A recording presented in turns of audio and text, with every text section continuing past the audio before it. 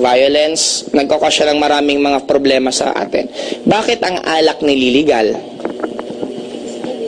Masama ang sugal, kaya bawal ang weteng. Bakit hindi hinuhuli yung mga nasa kasino?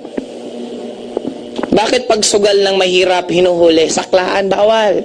Sinisipa, hinuhuli. Ibinabalita sa TV na, ayan, mga sugarol. Bakit hindi man lang nila pasukin yung kasino dyan? Ang daming pwedeng source ng income maliban sa ang tao sa dyan gawin mong sugarol. Ayusin lang, una, yung pagkokolekta ng tamang buwis. Sino lang nagbabayad ng buwis ng tama? Empleyado. Bago mo makuha yung sweldo mo, tanggal na yung buwis. Ang negosyante, hindi. Na paglalaroan pa sometimes. Ang daming pwedeng way.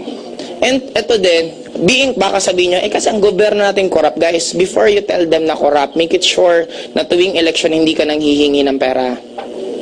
Kasi ang problema, malay mo, sa atin din nag-start. May tatakbong politiko, hindi pa nga nakakaupo, ang dami nang humihingi. Pahingi, nagkasakit ako, wala akong pamasahe, wala akong ganito.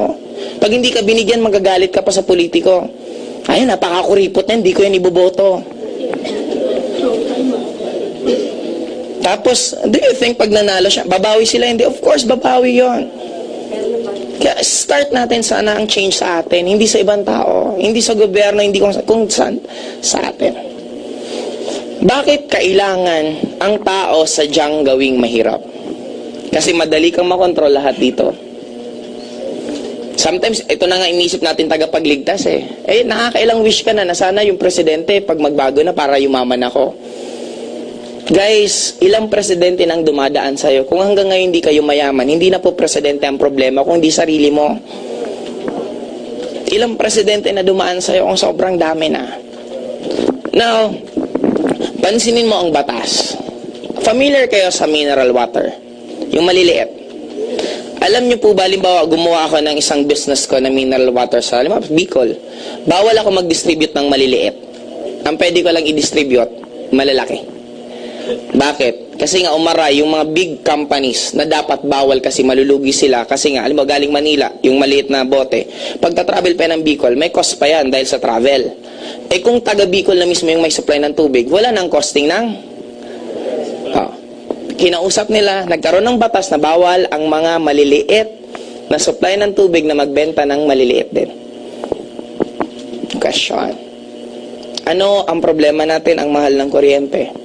We have solar energy, hydro energy, wind energy, na libre. Bakit hindi yun dinidevelop? Sa amin sa Bicol, meron nakaimbentong isang lalaki. Nagawa niyang patakbuhin ang isang sasakyan using a water. Nasaan na ngayon yung taong yon? Hindi sinuportahan ng government. Bakit? Umaray yung tatlo. Si Petron, Shell, Caltex, ito milyon-milyon. Huwag niyong i-develop yan. Lulugi kami. Kasi ang tubig kahit saan. O ngayon, wala. We have so many things na dapat maintindihan. Kung tayo mismo magtutulong-tulong, makakapag-create tayo ng change. Pero kung magsisihan tayo, wala mangyari. Now, I would like to entertain any question before ako mag-proceed sa mga iba ko pang sasabihin. Any question po, kung meron po kayong gustong itanong about sa mga nasabi ko, you're free po to ask. Sige po, wag po kayong mahiya. Ako nahihirapan sa inyo, parang init. Oo nga, ang dami niyong pumunta eh. Question, sino po may tanong? Para medyo relax lang tayo ng konti. Question, sige po sir. We are not going to be conventional with that great disorder. Hindi tayo maging conventional will not break this order. Hindi naman po. Kasi ako hindi ko na inabot tong halos lahat sinunod ko. We don't need kasi to follow yung nakasanayan ng lahat. Sometimes we are also the victim. Sometimes even parents, pipilitin mo yung ayaw ng anak mo. Pinanganak pa lang yung bata, paglaki niyan, magiging magaling na engineer yan. Kung ayaw naman niya maging engineer. Kumbaga, we have our own free will na sometimes nadideprive. Kaya yung pinakatalit mo hindi rin lumalabas. Subukan mong gawin mo ang isang bagay na hindi ka masaya. Do you think mag-excel ka? Of course not. Pero subukan mo gawin ang isang bagay na masaya ka. Kaya lang, sabi ko nga, victim tayo ng isang pagpapalaki. What if pinanganak akong NPA? Lumalaki ako, nakikita ko yung mga kapwa NPA pinapatay ng militar. Pag lumaki ako, galit ba ako sa militar? What if pinanganak naman akong militar? At nababalitaan ko may mga NPA na pinapatay yung uncle ko na militar, yung tito ko na militar. Magagalit ba ako sa NPA? The question is, sino ba sa kanilang dalawa ang tama? Sino ba sa kanilang dalawa ang mali?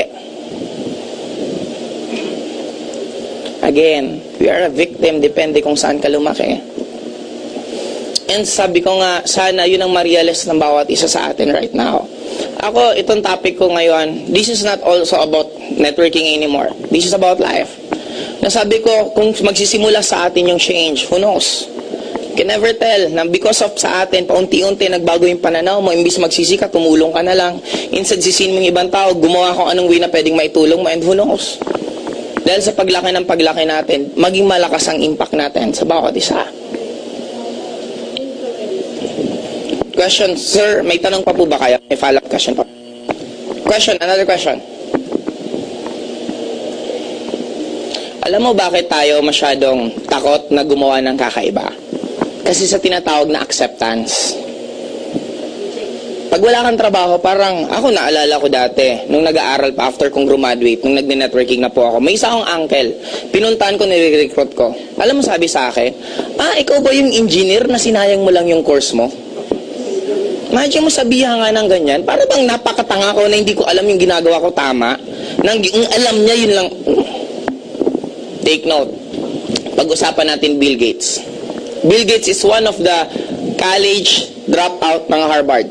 Hindi siya nakatapos ng Harvard. After being Bill Gates, pinatawag siya ng Harvard para bigyan ng isang award na one of the most successful students of Harvard.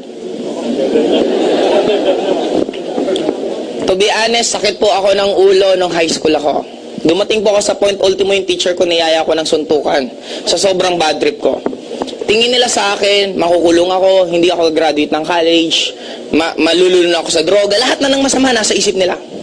Nung naging Joseph Lim ako, kachat ko yung teacher ko, alam sabi sa akin, Joseph, we're so proud of you. At alam mo, napapamura ako nun habang, di nga. Parang ganon. And sometimes, they don't care, but on the end of the day, they don't care kung sino ka after mong yung grades mo. Ang pinaka-importante na yung success mo. Subukan mong mangutang sa bangko, tinatanong ba kung plot 1 ka? Tinatanong ba perfect mo ba yung history? Perfect mo ba yung accounting? No! They don't care about your grades. They only care, meron ka bang pwedeng isangla kung uutang ka sa amin? Anong pwede mong Biro ko nga po isa pa, one form. Ito, ano na lang, teaser ko lang po ulit sa inyo kasi medyo mahaba po ang itatopic ko po yung iba. Sometimes, ako may question ako pagdating sa kinakasal. Ano ang tanong ng pare sa mag-ikakasal? Ikaw, lalaki, babae, tinatanggap mo ba yung lalaking to sa hirap at ginawa, bla bla bla bla. Bakit pag mangungutang ka ng motor, sinisi-CI ka? Utang ka ng motor, kaya mo ba magbayad? Magkano ba ang income mo per month? Ito bang bahay nyo talaga? Tutok-tok pa yung bahay mo kung talagang totoo yung bahay mo. Kasi di ba, mali mo, mga tabla-tabla yung after mangutang, nawala ka na. Di ba, ganang pag-CCI. After mapatunayan na kaya mong magbayad ng motor, papahiramin ka, papautangin ka. Tama, mali? Bakit sa kinakasal, hindi man lang tinatanong, ikaw lalaki, kayang bang buhayin to? May pera ba kayo na sapat na income para bumuhay ng isang pamilya? Yung motor na hindi buhay, pinapahalagahan. Yung tao na buhay ang pinag-uusapan, hindi pinapahalagahan.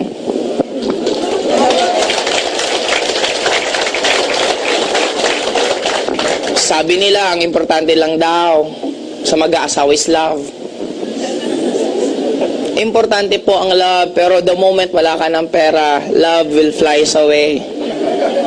Doon na po yung gulo ng pamilya. Doon na po ang daming nangyayari. Guys, sabi ko nga, ang dami pong sadya tayong sinasadya tayong gawing bobo pagdating sa pera. And ang dami pong example. May mga ibang magsasabi, magpipreach, hindi importante ang material thing. Hindi importante ang coaching.